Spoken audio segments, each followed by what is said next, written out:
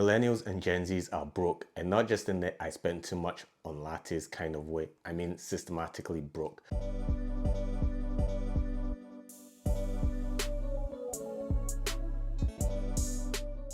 Compared to previous generations, young people today have lower wages, higher debt, and fewer opportunities to build wealth. And yet, somehow we keep hearing that we just need to work harder or stop eating avocado toast. But is it really that simple? The famous wealth gap. In the 1970s, the average worker could afford a home, raise a family, and still have savings, all on a single income. Today, good luck doing that on 2 incomes. It's not looking good, bruv. Median average wage has barely increased when adjusted for inflation, while the cost of housing, education, and healthcare have actually skyrocketed. But in the 1980s, the average home cost about 3 times the median income. Today, it's more like 7 to 10 times, or even worse in major cities.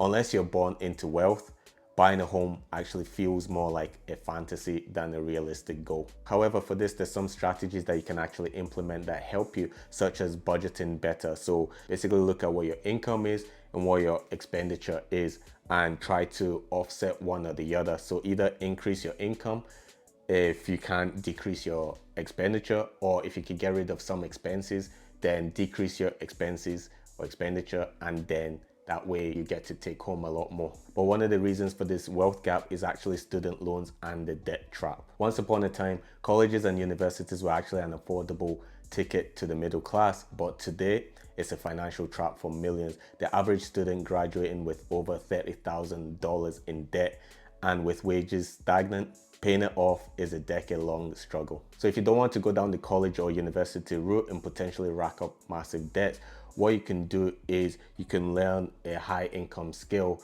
or a high in demand skill based on either your passion or something that you're just interested in. Get a relevant certification, work on building your skills, getting better at mastering your craft, and also getting customers. And then what you could potentially do is, once you've made some money or got some money behind you, you can then pay for college or university tuition if you choose to go down that route. But think about it, previous generations could actually work a summer job and pay off tuition.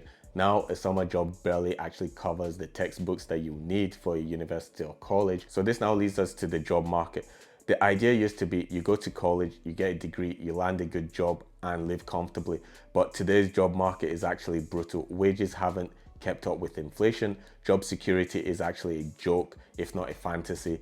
And companies prioritize cutting costs over paying a fair wage. So meanwhile, that's actually led us to enter this gig economy where people juggle multiple jobs, side hustles, and freelance gigs just to actually make ends meet. And let's not actually forget the unpaid internships. So boomers had entry-level jobs that actually paid. Now we're expected to work for free just to get a foot in the door. I mean, make it make sense. I mean, it's so bad that some job requirements nowadays will be saying you need a PhD, you need 25 years experience at the age of 18. I mean, the math is really not mathing. So the current job market has potentially contributed towards the rising cost of living. So the other factors are everything is more expensive: rent, food, healthcare, transportation. Meanwhile, wages, they're actually stagnant. So what does that mean?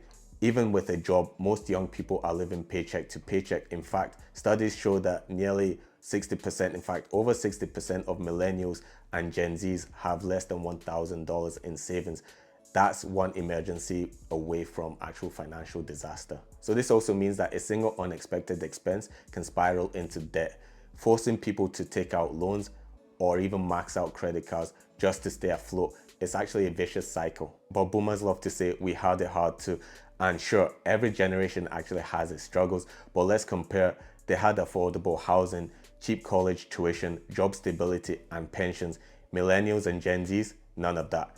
Instead, we get skyrocketing costs, student loan debt, a declining job market, and the looming threat of climate change. But it's not all doom and gloom. So what does the future actually hold, and what are the potential solutions?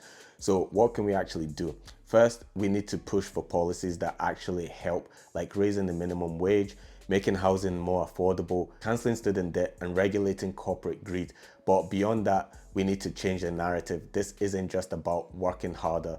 It's about fighting for the system that doesn't leave an entire generation behind. But to help ourselves get by or potentially even thrive, we need to either make more money or cut our expenses. So how do we actually make more money and manage finances? So let's now talk about practical steps. First, consider multiple streams of income, side hustles, freelancing, or even investing in skills that pay well. High income skills like coding, digital marketing, and graphic design can open doors to better paying opportunities. So second, you can actually get smart with your money. Use budgeting tools like YNAB or Mint, cut unnecessary expenses, and start building an emergency fund.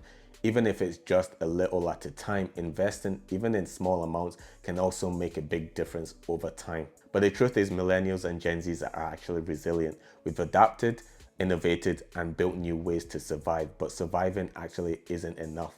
We deserve to actually thrive. But if you want to know more tips and strategies on personal finance, how to budget, how to manage money, and even how to invest from beginner to professional, then there's plenty of videos on my channel and there's plenty more videos to come. Thanks for watching, guys. See you in the next one.